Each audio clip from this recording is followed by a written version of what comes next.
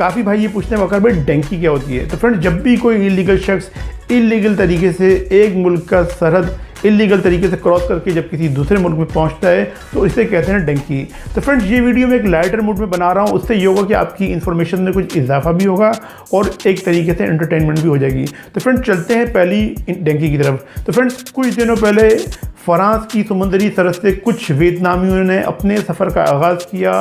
वो एक बोट में बैठे और उस बोट को कैसे वो सफ़र करके फ्रांस से यूके में इंटर हुए, वहाँ की सरहद क्रॉस करके उस बोट को उन्होंने रेत में छुपाया। उसके बाद वो लंदन की तरफ रवा दवा हो गए।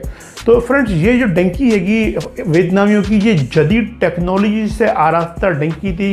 इसके अंदर स्पेशल सॉफ्टवेयर यूज़ किया गया और उन्होंने जो डिवाइस यूज़ किए थे उसके अंदर इस तरह की प्रोग्रामिंग और इस तरह की सॉफ्टवेयर यूज़ किए थे। तो यूके की जो यूके बॉर्डर सिक्योरिटी हैगी, जो वहाँ पे इलीगल लोगों को चेक करते हैं या कंट्रोल करते हैं, उनके पास जो डिवाइसेस थे वो जैम हो गए, यानी वो आउट ऑफ सर्विस हो गए। यानी कि इतनी ज़बरदस्त तरीके से वो टेक्नोलॉजी वाले डिवाइस अपने साथ लेके घूम रहे थे।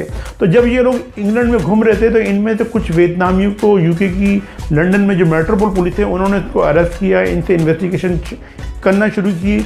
और जब इनके पास से डिवाइसेस निकले तो यूके की पुलिस जो है फ्रेंड्स वो सर पकड़ के बैठ गई। उन्होंने बोला कि भाई ये किस तरीके के डिवाइसेस लेके चल रहे हैं जो हमारी रेंज से बिल्कुल आउट ऑफ सर्विस चल रहे हैं। तो उसके अलावा बाद जो है फिर यूके ने मज़ीद इन्वेस्टिगेशन शुरू कर दी है और यूके की गवर्नमेंट जो है उनको 1400-1500 पाउंड का जो है ख़र्चा करना पड़ गया, जिसकी वजह से वो नए डिवाइसेस के अंदर जो है वो प्रोग्राम जो है वो अपलोड करवा रहे हैं ताकि जो नए डिवाइसेस हैं या नया सॉफ्टवेयर है उससे जो लोग अब इलीगल तरीके से सफ़र करेंगे उनको जो है वो कैच किया जा सके। अब फ्रेंड्स, चलते हैं दूसरी डंकी की तरफ।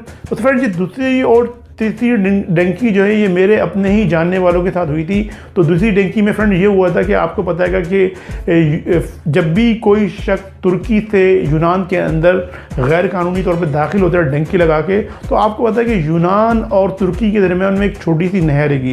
ये नहर लंबाई में तो काफ़ी बड़ी है लेकिन चौड़ाई में बहुत छोटी हैगी और अगर आप पैदल भी चलें तो 2-3 मिनट में ये सफ़र आप ईजिली जो है वो कवर कर लेते हैं और ये नहर ज़्यादा गहरी भी नहीं है।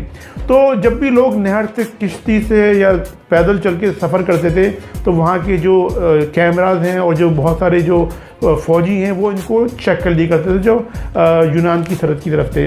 तो मेरे जो जानने वाला दोस्त है वो जिस ग्रुप में और जिस डंकी वाले लोगों के साथ सफ़र कर रहा था, उन्होंने क्या किया कि वो रात को निकले हैंगे और उन्होंने जो मटके हैंगे वो उन्होंने अपने सर पे रखे और उसने बताया वकार भाई कि एक एक बंदा रात को जो है जब 12-1 बज चुके थे, सन्नाटा हो चुका था, तो एक एक बंदा जो है वो मटका सर पे रख के और आराम आराम से नहर के अंदर पैदल चलता हुआ जा रहा था। इसी तरीके से वो नहर क्रॉस करके यूनान की सरहद जो है यानी ग्रीस की अंदर इंटर हो जाया करता था। इसी तरीके से उस ग्रुप में जितने भी लोग थे उन्होंने इस तरीके से को यूज़ किया और वो यूनान में दाखिल हुए।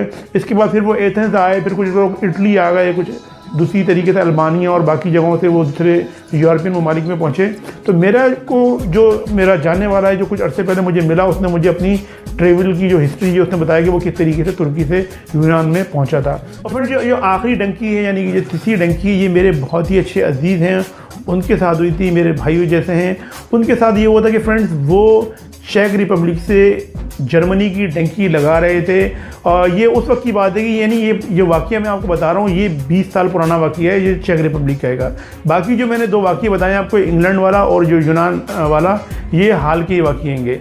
तो ये वाक़या फ्रेंड ये तकरीबन आज से 20 साल पुराना वाक़या है जब उस वक्त जो है ये चेक रिपब्लिक जो है वो यूरोपियन यूनियन में नहीं था, वो ईस्टर्न यूरोप का एक अलग से कंट्री था। तो लोग उस वक्त चेक रिपब्लिक से जो है वो डंकी लगा के ट्रॉलों की तरह यानी ट्रक में बैठ के और कारों की डिग्गियों में बैठ के जो है वो जर्मनी में दाखिल होते थे। तो मेरे जो दोस्त हैंगे वो जब डंकी लगा रहे थे चेक रिपब्लिक से, तो वहाँ पे एक ट्रेन की लाइन थी। तो उस ट्रेन की लाइन के थ्रू जो है वो जब मालगाड़ी आती थी तो उसमें यह था कि एक तरफ लाइन की एक तरफ पे जो है वो सिक्योरिटी का इदारा था, यानी कि वो जो कैमरे से सब कुछ वॉच करते थे, और दूसरी तरफ जो है वो रेल की पटरियाँ थी और दूसरी तरफ का इलाका खाली था, उधर कोई भी नहीं था। तो लोगों ने क्या करना था कि जब भी ये एक साइड पे जो है लोग छुप गए थे और इन्होंने क्या करना था, जब भी मालगाड़ी आना है उसकी साथ साथ उस स्पीड से इन्होंने भागना है। तो उससे साथ होता ये था कि ये मालगाड़ी के साथ साथ भागते रहते थे, तो मालगाड़ी की आड़ में जो है वो जो दूसरी तरफ पे जो चेक रिपब्लिक की जो पुलिस या बॉर्डर सिक्योरिटी होती थी वो इनको चेक नहीं कर पाती थी या इनको देख नहीं पाती थी। इस तरीके से ये ईजिली जर्मनी की सरहद में दाखिल हो जाया करते थे। तो फ्रेंड्स ये भी एक वाक़या था, लेकिन चेक रिपब्लिक जो है वो अब यूरोपियन यूनियन में शामिल हो चुका है और ये जो मटके वाली डंकी जो मैंने आपको बताई थी ये भी अब ख़त्म हो चुकी है, बल्कि अब तो यूनान जो है वो अपनी सरहद पे वॉल बनाने जा रहा है, यानी एक दीवार बन रहेगी और वो भी आने वाले कुछ अर्थों में कंप्लीट हो जाएगी। फ्रेंड्स उम्मीद करता हूँ इस वीडियो से आपकी इन्फॉर्मेशन में कुछ इजाफा हुआ होगा। वीडियो अगर आपको पसंद आई तो इसको लाइक करें, हमारे चैनल को सब्सक्राइब करें। मैं मिलता हूँ आपसे अपनी नेक्स्ट वीडियो में। अस्सलाम वालेकुम, अल्लाह हाफिज़।